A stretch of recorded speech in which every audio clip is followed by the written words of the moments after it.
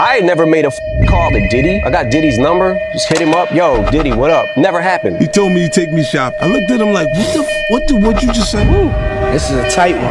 And the winner is Eminem, the Eminem Show. Wait, he didn't just spell the word rapper and leave out a P, did he? You guys don't need to worry about me getting revenge from Diddy. I've got 3 moves that make sure he'll never be able to come after me or my family.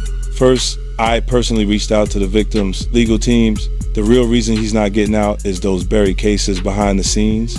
I provided legal funding for 7 victims who had been silent for years and brought in the top criminal attorneys in the country. Second, I bought up every potential post-release business deal he had lined up. I planned this 2 years in advance, so by the time he got sentenced and still had hope of getting out, every partner had already cut ties with him. Third, I don't just have evidence, I've got backups. This is an entire minefield that's been buried for 20 years. I uncovered every secret from the last 30 years. With testimonies from the victims, we interviewed over a dozen people he tricked, threatened, or violated. You think that's harsh? No, he destroyed other people's lives for decades. I'm just making sure he spends a few extra years in prison for it. I'm not afraid of his people, not afraid of his threats. I know he's still in there fantasizing about a comeback, but the truth is, he's never coming back. My brother, you see it? Yeah. Come to London to bust you across your head. What's up? Hit me, all right? All right. Speaking of, in particular, Netflix docuseries that you've been working on, Diddy Do It. Right. You've been saying for years that you feel you knew Diddy's character. Right.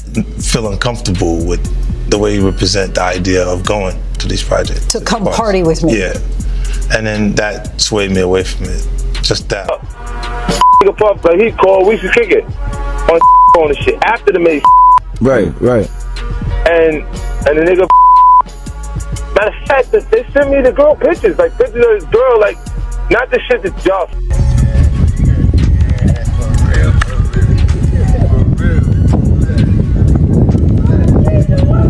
Burna Boy's name is once again making waves throughout the music industry, but this time it has nothing to do with a chart-topping hit. The hip-hop world has been thrown into turmoil as alleged footage sparks a storm of speculation, silence, and unanswered questions surrounding Burna Boy and Diddy. What once looked like a strong partnership between the African superstar and one of rap's most powerful figures now appears to be overshadowed by rumors of pressure, questionable arrangements, and quiet betrayal. As the controversy continues to grow, many are beginning to look at their past connection through a different lens. Conversations that were once ignored are suddenly being revisited, and the industry's silence is only fueling more curiosity. Now, 50 Cent has stepped into the discussion, offering his own perspective in the direct and unfiltered style that made him famous. He isn't simply commenting on the headlines.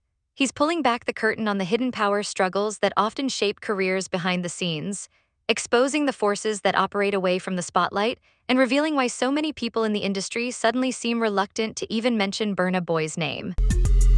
Isn't it weird that the government was so interested in Diddy's baby oil that they took 1,000 bottles away from his house? If the government took 1,000 bottles of baby oil and somebody had things what appeared to be baby oil, and then you have to listen to the prosecutor. He said that they seized 1,000 bottles what allegedly to be baby oil. Allegedly to be baby oil. So that's telling people that it wasn't baby oil. And people think that that was baby oil, they out their mind. I don't believe it was baby oil. Yo, bro, when they went up in there, they knew what they was gonna find. They knew what was ever in that baby oil or that those bottles that appeared to be baby oil, they knew about that at first. You gotta realize 9 times out of 10, that individual that got caught at the airport, that was supposed to be their carrier, told them what they was doing and what they had. I wouldn't put it past that he told them everything. So when they went up in there, they knew they had to take whatever was out there, and that thing that appeared to be baby oil, they took that. Before the controversy began dominating headlines, Burna Boy appeared unstoppable. His journey from Port Harcourt to worldwide fame felt like the story of an artist destined for greatness. With every release, his influence expanded, turning him into a global ambassador for African music and culture. His sound resonated far beyond the continent, bringing African rhythms and storytelling to some of the biggest stages in the world. His collaboration with Diddy on Twice as Tall Asterisk was widely viewed as a defining moment in that rise. The partnership seemed to represent a powerful fusion of global reach and artistic authenticity. Diddy offered industry connections, experience, and international visibility, while Burna Boy brought a unique voice, cultural depth, and a sound that audiences everywhere embraced. Together, they helped create music that effortlessly connected listeners across different countries and cultures. Yet behind the polished image of success, signs of strain were beginning to emerge. In various interviews, Burna Boy spoke about feeling overwhelmed by expectations, pressure, and the relentless demands that come with global stardom. As his profile grew larger, so did the challenges surrounding his career. What once appeared to be a partnership that opened doors may also have come with limitations that affected his sense of creative independence. Over time, he seemed to recognize a difficult truth. Fame can look dazzling from the outside, but behind the spotlight, it can place enormous burdens on even the most resilient artists. See how many of those come back to be baby oil? Bro, listen to me. Costco don't sell that much baby oil. Where you know sell that much baby oil? Yeah, I don't know any store that sell that much baby oil. I know Costco, they came out and said that they don't even sell baby oil. My sentiments exactly. But you personally, right, what do you believe was in the baby oil? If you ever seen a massage parlor being raided and they walking out the people, do they take the massage oil with them when they go? No, they just walk out the people who are being arrested. If you ever seen a person getting arrested and the people being arrested in those brothel houses, do they take out the stuff in the brothel houses? No, they don't. They take the individuals who are being arrested out the brothel houses. For them to take 1,000 bottles of baby oil, it's like that they did not leave one. They left people there, but they ain't leave not one bottle. Nobody needed no baby oil. So my whole thing about it is that there was something in that other than baby oil. That's why they took all the bottles. And 9 times out of 10, if I would give it a wild guess, it was, and like some of the people told me, it was probably that GHB. What's that? I think it's gamma hydrox.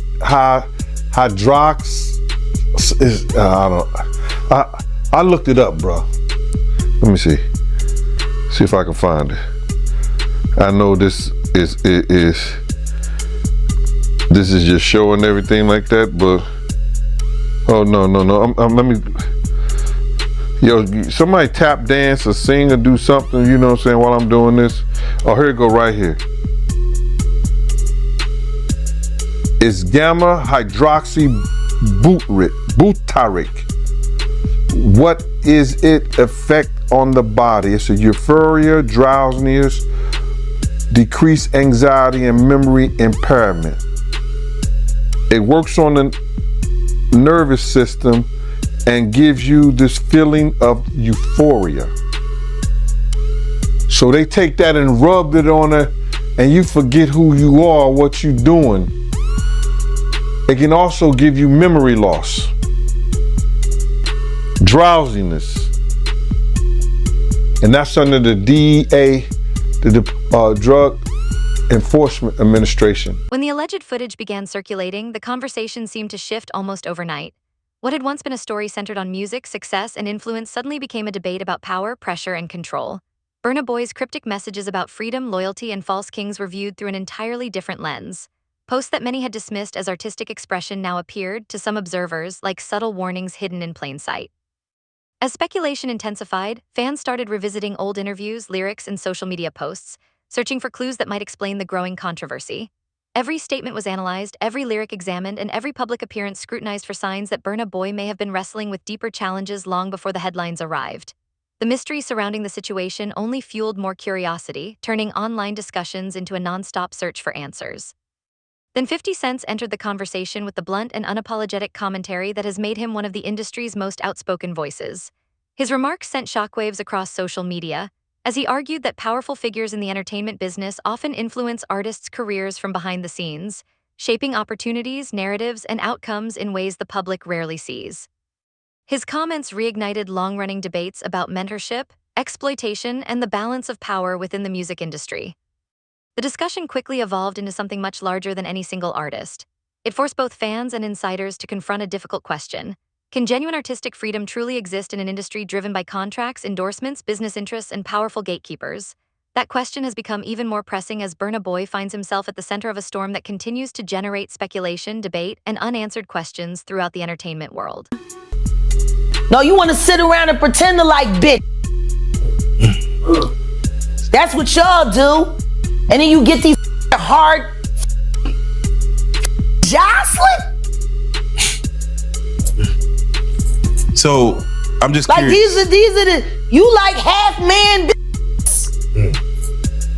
No disrespect, but jostling rough. Them shoulders is. And the way she like running up on, I already know she done strapped up on you. Ooh. Ooh. So, Jack, let me ask you. There's some of the shocking things I hear that mean with a harness. Oh. Okay, not a harness. Yeah. So I gotta ask you this. I'm sure somebody's already asked you this, but have you ever been to a P. Diddy party? Yeah, several, many, honestly. And so, can you take us through like what goes on, like when you were there? What did I say when y'all asked me about why was the TD Jakes at the Diddy party? Yeah. What'd I say? Money. And That's correct. Were you surprised that there were so many cameras in his houses? No. That he was recording these? Of course. He is the J. Edgar Hoover of hip hop. Okay. Y'all done seen him put on the pyramid with a skirt? So let me ask you, when you hear that Cassie was told to hire male escorts to come in what they call freak-offs now. Yeah. Is that something normal that happens in Hollywood? Yeah. Freak-offs. Yeah. Okay. Everybody know that. I've been saying it. Yeah. Yeah. How many times I got these is wild. So do you feel like people, when they hear pink cocaine, Young Miami has to bring across? Wait, the Tusi. Yeah, the Tusi. That's what they call. I found out. I talked to my drug guy because I wanted to be informed. Because people was calling the Tusi, that's calling it the Tunchi. I didn't know which one it was, so I talked to my drug guy, and my drug guy filled me in, and then it made perfect sense. Tusi. Talk to him. Drugs with Jaguar. Let's talk. Drugs education. 101. So Tusi is the cocaine, but they take the ketamine and cook it up, and they fold it into the coke. Now, if you don't know what ketamine is what they call on the street special K. It's a veterinary drug. It's a horse tranquilizer. Now, gay men have been using this for years. See, back in the day, if you went to a gay party or a gay rave, there were certain drugs that you would always find on hand. Viagra, ecstasy, special K, and cocaine. Now, see, the cocaine keep you up all night, but unfortunately, it gives you limp noodle because of what the blood flow is. So you with a half-hard dick all night. So that's why you have the Viagra, to make sure that the dick involuntarily stays hard while you're numbing yourself with the coke. Now, see, the ketamine, that's a horse tranquilizer, so that relaxes all your muscles. You could get by 80 ton gorillas. You wouldn't feel a thing.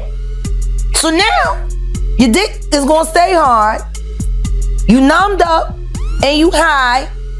You got the ketamine in you, so you don't feel shit.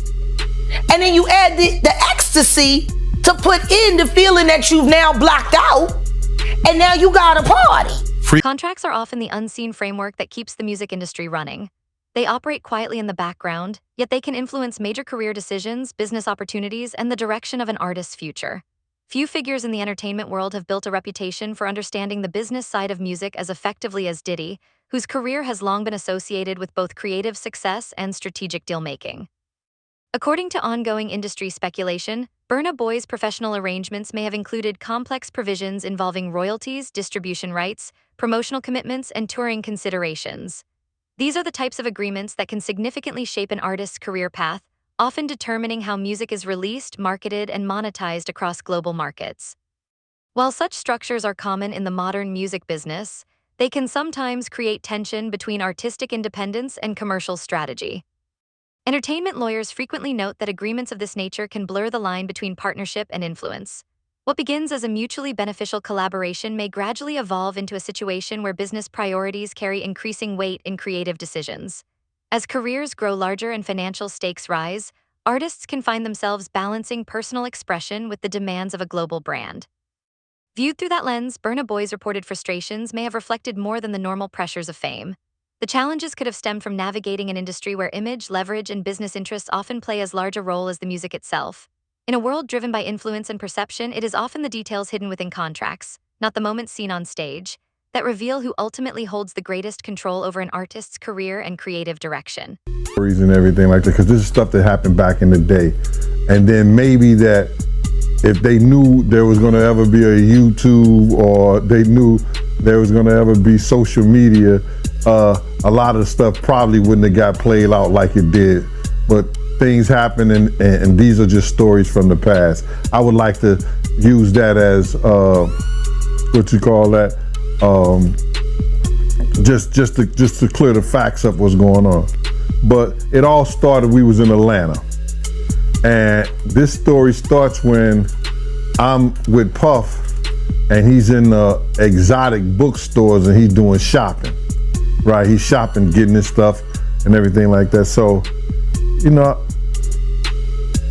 this is the first time I was ever in an exotic bookstore with Puff. So, you know, I'm giving him his space. He's taking things off the shelves and stuff like that, because they gave him a brown paper bag. When they gave him a brown paper bag, he was just putting stuff in there. So I said, damn, you know, he got to go put it on the counter and, you know, show everybody what he's getting. So as he's going, I'm just looking at the places where he's picking stuff from. So there's one part he picked up some things from up here on my left side, and then he picked like quite a few of them down. I'm like, okay. He put them in the bag. So when I went by there and I looked up there, and it said butt plugs, and I was like, hey yo, I was messing with him, because people don't understand. You know, we was like friends. He was a part of the same gang, so I'm still gonna tease him. I'm still gonna mess with him and everything like that. I could do that. It wasn't just no security thing. So I say, yo, what are you getting this for? And it said butt plugs, and he was like, yo, can I do my shopping by myself? I said, yeah, you could do it by yourself, brother. And he started walking and everything like that. When he got to, I just waited at the counter. When he got to the counter, he didn't even have to show the guy nothing. He just gave the guy a wad of money. I mean, like, he gave the guy a stack, something like this. And Puff wasn't the dude that carried no 20s and no 50s and nothing like that.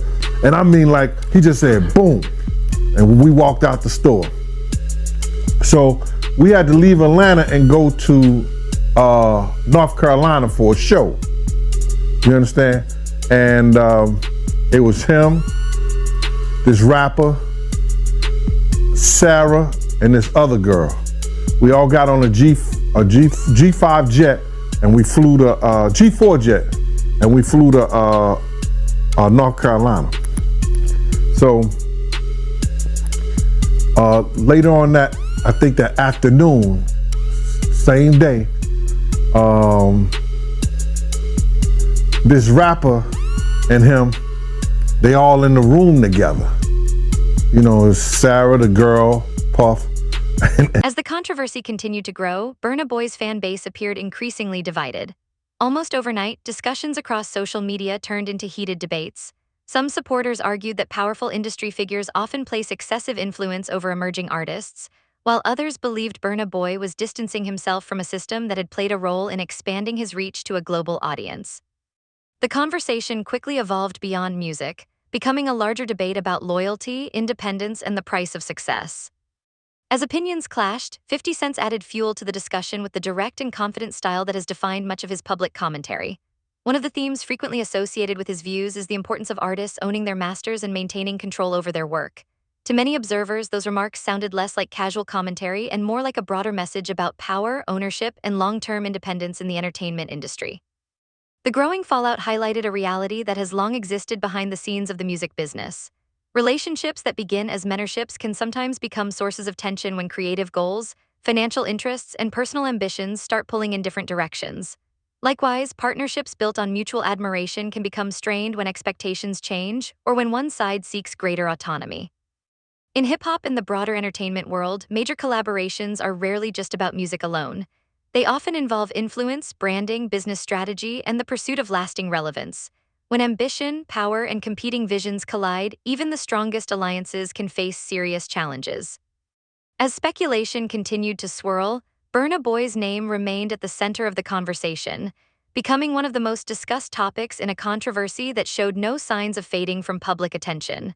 At the door and stuff like that, like, yeah, so then next thing you know, somebody rang the doorbell. We had the presidential suite where we was at. So I opened the door and the dude said, yo, I'm here for my cousin. I said, who your cousin? And he said, Ja Rule. I said, well, he busy right now. He said, he busy doing what? I said, he with Puff, they're in the room, they busy, they don't want to be bothered. He said, well, I'm going in there. I said, bruh, you ain't going in there because he told me they don't want nobody to be bothering them. And he was like, yo, I don't care, man, I'm going in there. That bull like that. I said, yo, bruh, Jesus Christ had to come down here and take the air out of my body before you get in that room right there. Watch. He tried to bum rush me, I grabbed his and threw him against the piano. When I threw him into the piano, Puff and Ja Rule runs out the room. Puff got his towel, Ja grabbing his towel, but they butt the naked. And so then Ja was like, yo, what's going on? Yo, Gene, that's my cousin. He know me well, you know, and Puff was like, yo, Gene, what happened? I said, he tried to get in the room. I told him he couldn't get in the room. And he was like, Puff looked at Ja. He said, yo, Ja said, you ain't want to go in that room because there's a lot of freaking going on.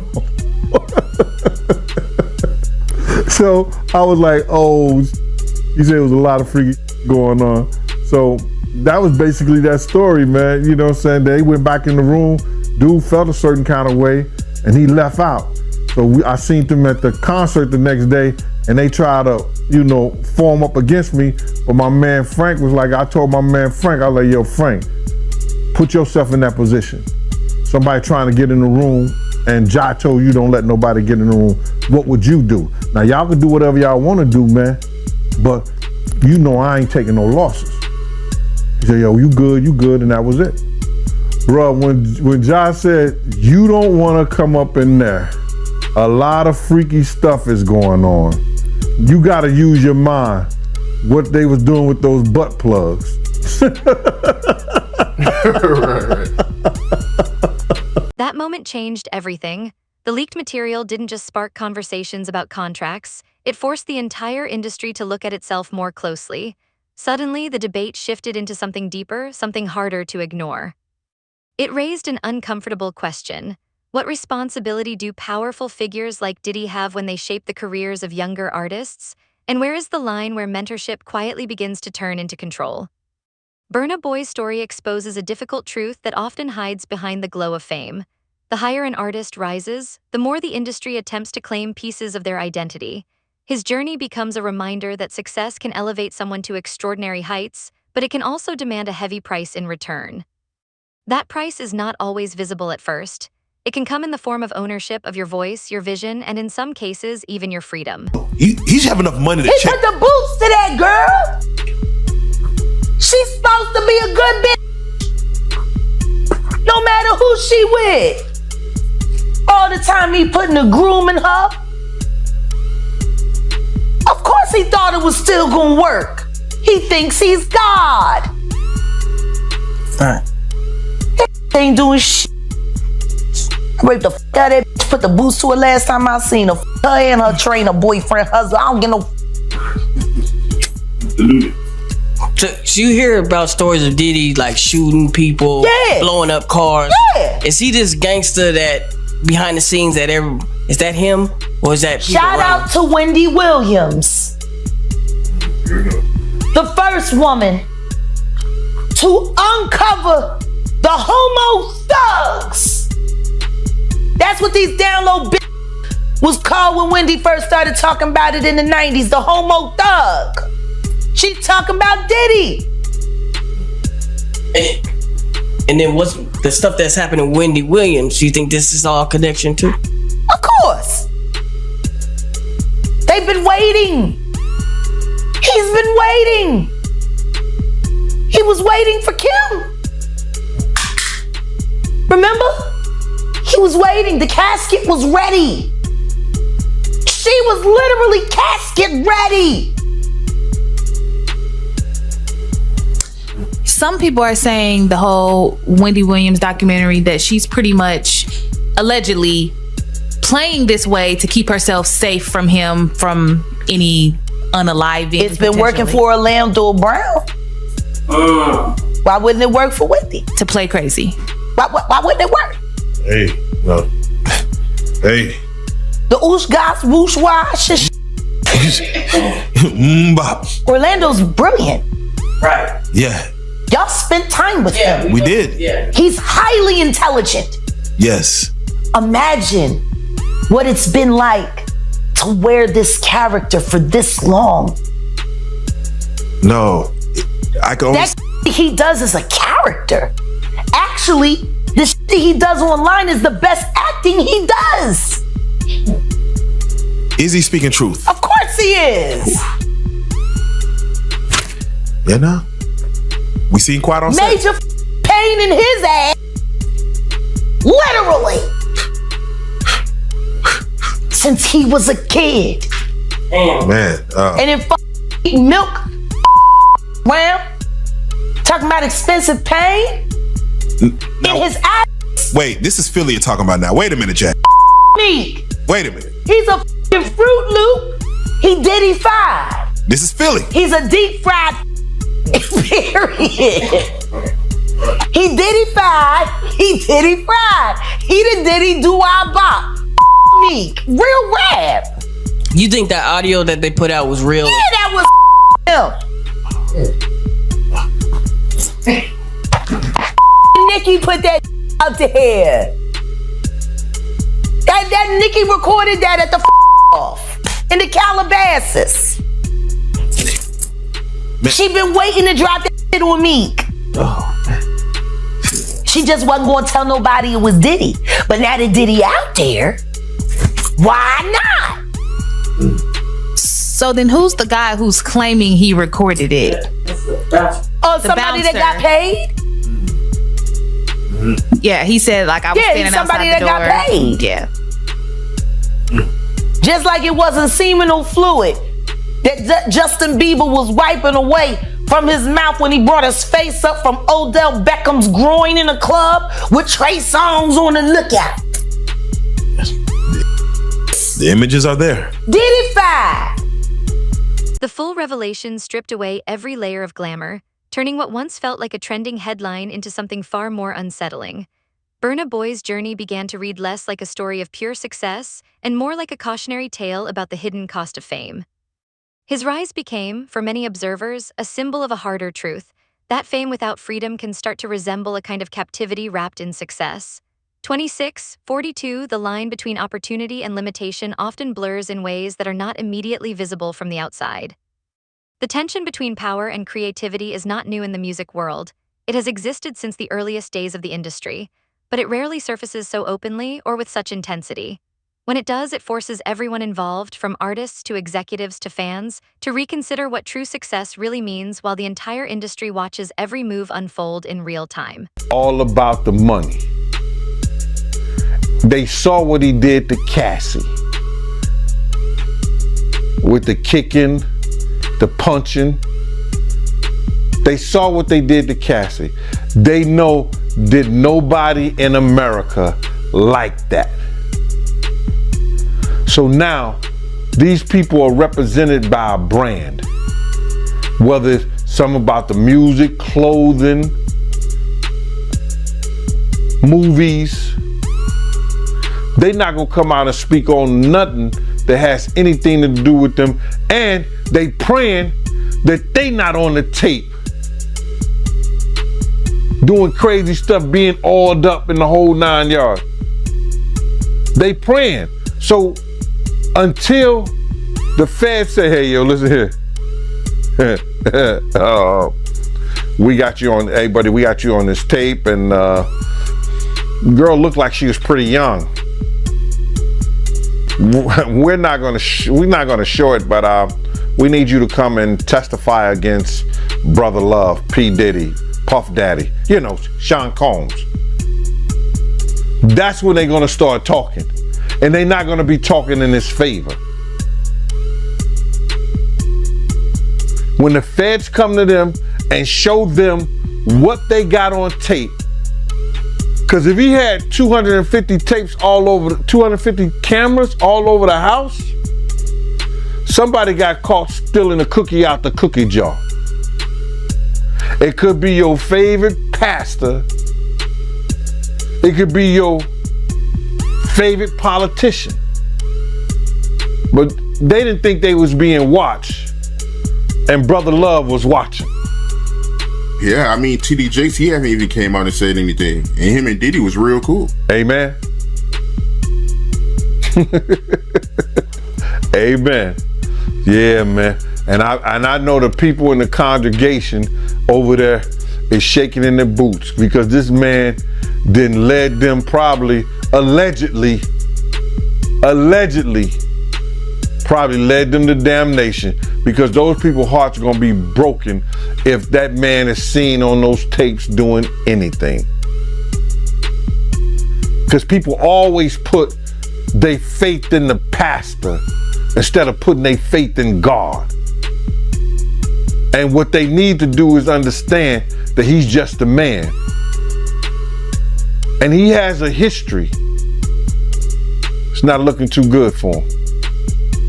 So you feel like celebs are worried that they might be on tape? Oh, they know. That's why they ain't speaking up or saying nothing. Yeah, I was at a Diddy party, but I know I ain't do nothing. When you don't know somebody's taping you, when you don't know that somebody is videoing you in some kind of form or fashion, you got that alcohol, you got the drugs in you, they're a little loose, bruh. They let down all their inhibitions. The music is pumping. He said it himself. He got it so hot in there that you gotta take your clothes off. He said that himself, bruh.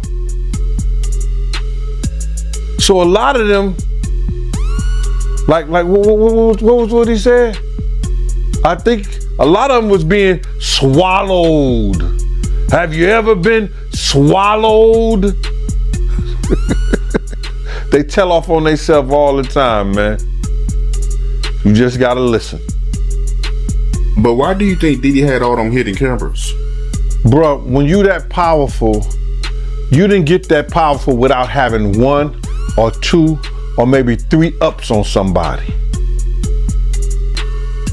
Diddy always been the type of individual that want to have ups on the next person no matter what they was doing. Like, he always played artists against each other.